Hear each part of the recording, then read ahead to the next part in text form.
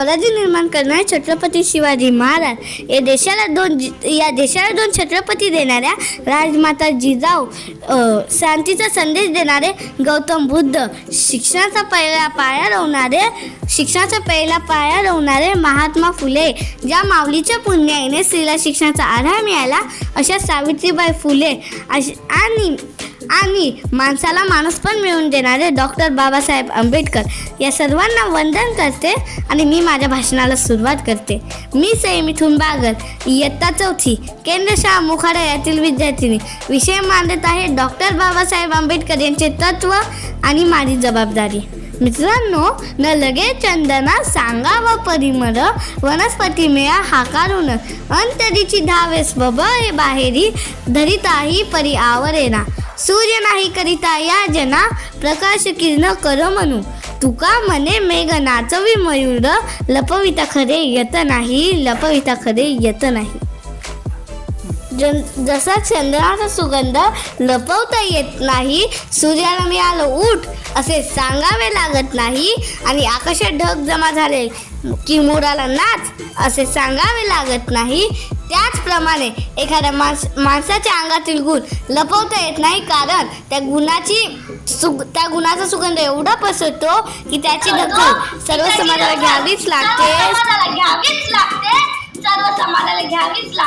याचे स्पष्ट उदाहरण म्हणजे की विश्वरत्न, भारतरत्न, भारतीय घटनेचे शिल्पकार डॉक्टर बाबासाहेब आंबेडकर. मित्रांनो, डॉक्टर बाबासाहेब आंबेडकर हे गरीब घराण्यातील होते आणि त्यांची परिस्थिती खूप बिकट होती. तरीही त्या परिस्थितीवर त्यांनी मात देऊन बॅरिस्टर झाले. म्हणतात ना, परिस्थिती माणसाला घडवतही नाही आणि परिस्थिती माणसाला बिघडवतही नाही. अहो, माणूसच परिस्थिती बिघडवतो आणि माणूसच परिस्थिती घडवतो.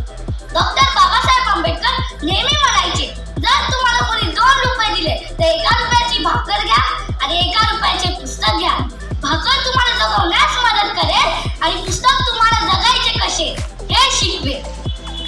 आपण जर डॉक्टर बाबासाहेब आंबेडकरांचा इतिहास पाहिला तर आपल्याला समजतं की डॉक्टर बाबासाहेब आंबेडकरांनी आपल्या ज्ञानाचा उपयोग दुसऱ्यांसाठी, समाजासाठी व सर्व भारतासाठी केला होता. पण आता मोठमोठाले शिक्षण घेतात, मोठमोठ्याला पदव्या असतात, ते दुसऱ्यांसाठी उपयोग करतात का? अहो, दुसऱ्यांसाठी तर सोडा, कधी स्वतःसाठी तरी करतात का?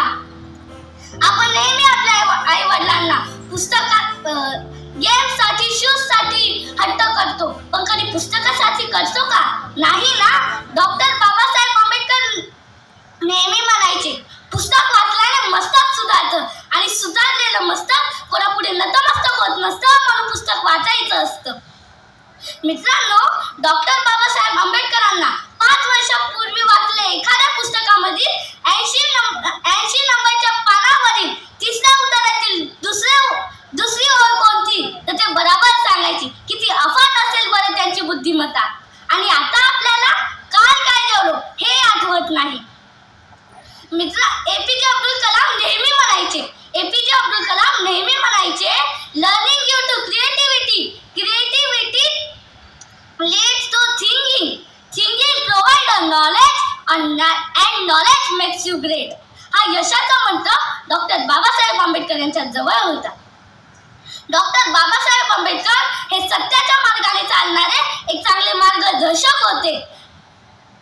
भ्रष्टाचार, अत्याचार अशा सर्व समस्येच्या ते विरोधात होते. डॉक्टर बाबासाहेब नेहमी म्हणायचे, की जात म्हणजे की या समाजाला लागलेली कीड आहे. जोपर्यंत ही कीड मी नष्ट करणार नाही, तोपर्यंत हा समाज एकत्र येणार नाही. मित्रांनो, डॉक्टर बाबासाहेब आंबेडकर पूर्वीच्या काळी दलितांना जरी हात लावला तरी पाप झाले असे समजायचे. माणसानेच माणसाला प्राण्यासारखी वागणूक द्यायचे. संत बहिणाबाई म्हणतात ना, मानसा तुझी नियत बेकार, तुझ्या परी बर, गोठ्यातला जनावर. मित्रांनो, मला तर असं वाटतं की या समाजात एकच जात आणि एकच धर्म पाहिजे, तो म्हणजे की माणुसकीचा. तो म्हणजे की माणुसकीचा. डॉक्टर बाबासाहेब, तुमच्यामुळे या डोळ्यात जाग आहे, या रक्तात क्रांतीची आग आहे. झुकले नाही कोणापुढे, कारण मणक्यालाही झुकण्याचा राग आहे, मणक्यालाही झुकण्याचा राग आहे.